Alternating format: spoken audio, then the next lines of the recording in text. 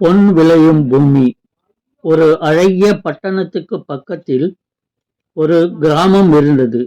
அங்கு இருக்கிறவர்கள் சிலர் ஒவ்வொரு நாளும் பட்டணத்துக்கு சென்று படித்துவிட்டு தங்கள் கிராமத்துக்கு செல்வது வழக்கம். அநேகர் அங்கே விவசாயம் செய்து வந்தனர். அந்த கிராமத்தில் ஒரு குடும்பம் இருந்தது. அந்த குடும்பத்தில் அப்பா, அம்மா, 2 மகன்கள் வாழ்ந்தனர். அந்த குடும்பத்தின் தலைவன் விவசாயம் செய்து வந்தார். தங்கள் மகன்கள் பட்டணத்துக்கு சென்று படித்துவிட்டு கிராமத்துக்கு வந்து அப்பா செய்து வருகிற விவசாயத்தில் அவருக்கு உதவி செய்து வந்தார்கள். விவசாயியின் மகன்கள் இருவரும் பள்ளி படிப்பை முடித்துவிட்டு மேற்படிப்பிற்காக கல்லூரி செல்ல விரும்பினார்கள். ஆனால் அவர்களுடைய அப்பாவிற்கு 6 ஏக்கர் நிலத்தை தவிர வேறு சொத்து எதுவும் கிடையாது. ஆகவே அவர் பிள்ளைகளின் மேற்படிப்பிற்காக 4 ஏக்கர் நிலத்தை விற்று மகன்களுக்கு பணத்தை கொடுக்க நினைத்தார். ஆகவே அவர் நிலத்தை விற்று கொடுக்கும் தரகரை வீட்டுக்கு வர சொன்னார்.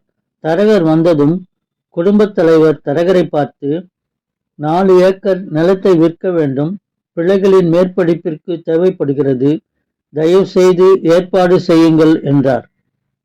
தரகரோ குடும்பத் தலைவனை பார்த்து, ஐயா, இந்த நிலம் பொன் விளையும் பூமி ஆயிற்றே, இதை ஏன் விற்கிறீர்கள் என்றார். தரகர் சொன்னதை 2 மகன்களும் கேட்டனர்.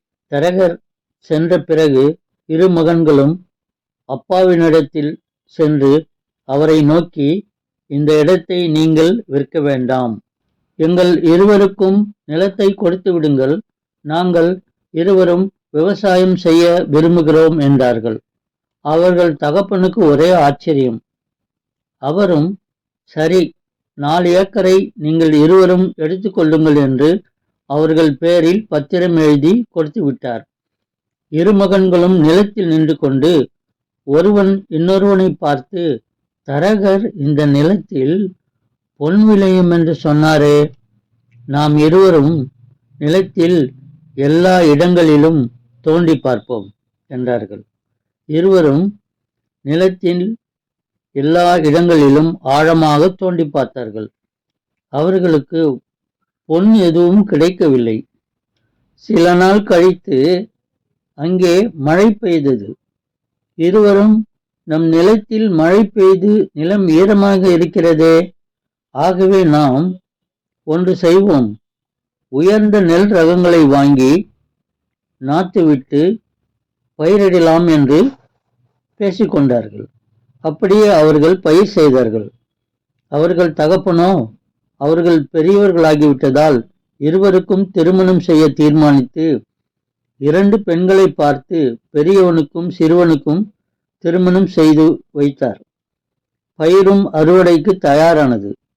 அறுவடை அதிகமாக இருந்தது. நெல்லை நிறைய மூட்டைகளாக கட்டி வியாபாரிகளினிடத்தில் இருவரும் விற்றார்கள். அவர்களுக்கு பல லட்சங்கள் கிடைத்தது. அப்போது 2 மகன்களின் மனைவிகள் எங்களுக்கு தங்க நகைகள் வேண்டும் என்று கேட்டார்கள். அவர்கள் இருவரும் தங்கள் மனைவிகளை கடைக்கு அழைத்து சென்றார்கள். அங்கே அவர்கள் தங்க நகைகளை நிறைய வாங்கி கொண்டு வீடு திரும்பினார்கள். 2 மகன்களும் தங்க நகைகளை தங்கள் தகப்பனிடத்தில் காட்டினார்கள். அந்த தகப்பனுக்கோ தரகர் சொன்னது நினைவுக்கு வந்தது. இந்த பூமியினால்தான் இவர்கள் பொன் வாங்கினார்கள் என்று நினைத்து அவர்கள் தகப்பன் அவர்களை ஆசீர்வதித்தார்.